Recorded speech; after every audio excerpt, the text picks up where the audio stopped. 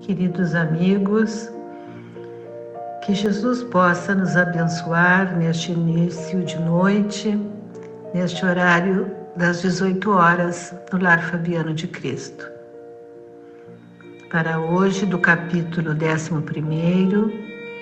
item 14, a caridade para com os criminosos. Então, observando as palavras de Jesus na passagem anotada por Mateus, no capítulo 7, versículo 12, que diz: "Fazei aos homens tudo o que desejais que eles vos façam, pois esta é a lei e os profetas", vemos que Jesus é realmente o maior psicoterapeuta que a humanidade conheceu. Hoje, na sociedade que vivemos, em que a violência nos envolve todo o tempo, nas ruas, na mídia e muitas vezes dentro dos nossos próprios lares, o estudo desse item do Evangelho segundo o Espiritismo provoca as mais variadas reações em nossos espíritos. Quando tratamos o perdão no âmbito das pessoas que conhecemos ou que convivemos, muitas vezes encontramos barreiras enormes que nos fazem julgar intransponíveis para a prática do perdão. Mas quando também pensamos no perdão e caridade para com os criminosos, nos encontramos muitas vezes a dizer para nós mesmos: perdoar, ser caridoso, nunca. Quando encontramos criaturas assim, ou nós mesmos agimos assim, podemos ter a certeza de que o alerta de Jesus ainda não encontrou eco em nossos espíritos. O problema se torna maior em entender estas situações quando a ideia da imortalidade da alma não se encontra fixada em nossos espíritos. Assim, quando começamos a observar a criatura sob o ponto de vista da reencarnação e da imortalidade da alma, podemos, com um pouco de estudo e boa vontade, começar a entender tais criaturas. E mais, podemos começar a entender o porquê de sermos caridosos para com elas, ensaiando até mesmo os primeiros passos rumo ao perdão. Observamos intimamente que quando mais o nosso conceito de caridade se amplia, rompemos as barreiras da esmola que damos, alcançando o aperto de mão, o abraço, a palavra amiga ou mesmo o silêncio, começando a perceber a caridade praticada por Jesus. Ele não possuía bens para distribuir, mas possuía a palavra que elevava. Não possuía os recursos materiais, mas possuía os ouvidos do bom pastor, que percebe a ovelha perdida ao longe. Conseguia com o olhar aliviar as dores e entender os sofrimentos mais profundos daquele povo, que ainda assim muitas vezes não o compreendia. É nesse sentido de caridade, que vê o homem como um ser integral, que precisamos começar a praticar. A caridade que não espera o agradecimento, a compreensão, aquela que é invisível para os que passam. Exemplos de criaturas assim não faltam. Coloquemos a nossa vontade em ação e veremos como as forças aparecem.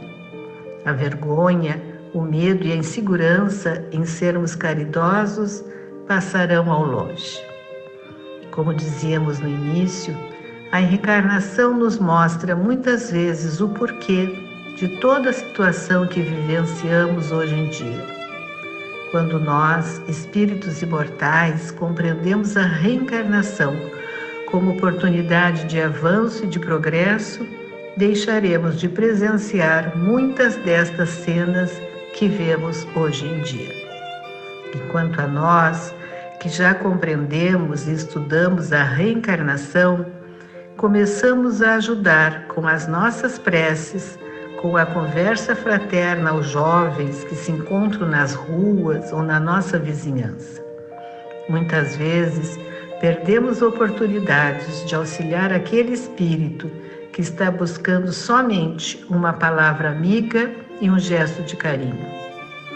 Como nos alerta neste item do Evangelho, o espírito Elizabeth de França, aproveitemos a oportunidade que Deus nos concede de ter entre nós grandes criminosos, para que, com o exemplo que eles nos dão, podermos compreender o verdadeiro sentido da reencarnação.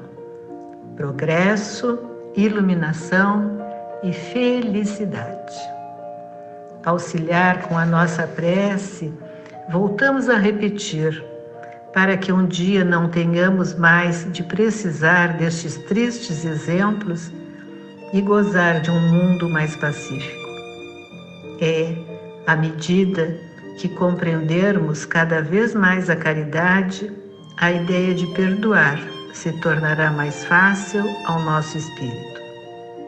Robin Kazarjian, terapeuta americana, em seu livro O Livro do Perdão, nos faz ver que, na grande maioria das vezes, o agressor está, por trás de toda a violência, pedindo socorro. Fica difícil entender e compreender como uma criatura que comete atrocidades como outra pessoa pode estar pedindo socorro. Analisando o ponto de vista material, ao examinarmos a vida da criatura, veremos que ela está refletindo a sua vivência, muitas vezes violenta na infância. Com a visão do espírito, percebemos que muitas vezes este socorro está sendo pedido há muito tempo. E o que ela propõe? Que nós comecemos a ver a criatura que agride como uma criatura que está pedindo socorro, mas que deve também saber que terá um dia de corrigir estes desacertos.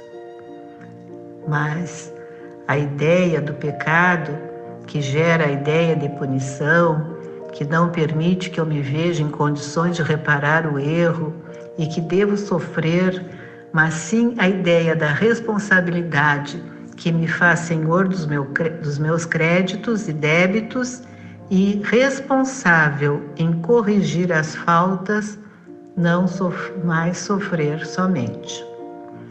Vamos, assim como nos alerta ao longo de sua mensagem, seguir o conselho de Elizabeth de França. Ajudar da forma que me for possível estas almas que sofrem e acumulam mais sofrimento a sair do lamaçal em que se encontram. Como fazer a caridade a um criminoso, não lhe desejando mal, não julgando seus atos, visitando no presídio, levando-lhe uma mensagem que poderá reconduzi-lo à regeneração. A violência é fruto do desamor, do egoísmo e da indiferença para com o próximo. A desencarnação seria um bem para o criminoso? Só a Deus cabe julgar, mas podemos acreditar que a partir do ato salvacionista, a vida do malfeitor pode reformular-se para melhor e que conquistaríamos um amigo para a eternidade. Disposto, no caso, ele estaria a ouvir nossas propostas renovadoras. Sem a caridade das almas nobres, o malfeitor demoraria muito mais a renovar-se. Pode um homem vir a se arrepender dos seus atos incorretos se tiver diante da morte iminente a chance de ser salvo? É possível, pois nesse instante o homem perdido vê surgir diante de si todo o seu passado, fazendo-se ver a chance de redimir-se vivendo mais algum tempo na recuperação renovadora. Então, concluindo o nosso momento de prece, de reflexão de hoje, dizemos que a nossa atitude diante de um criminoso deverá ser de benevolência, de amor, de consolação e encorajamento.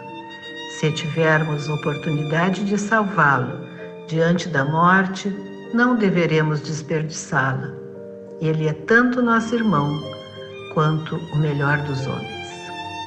Que a paz do Mestre envolva a todos nós e fica o convite para um estudo mais detalhado sobre esta bonita e interessante página do Evangelho de Jesus. Que assim seja.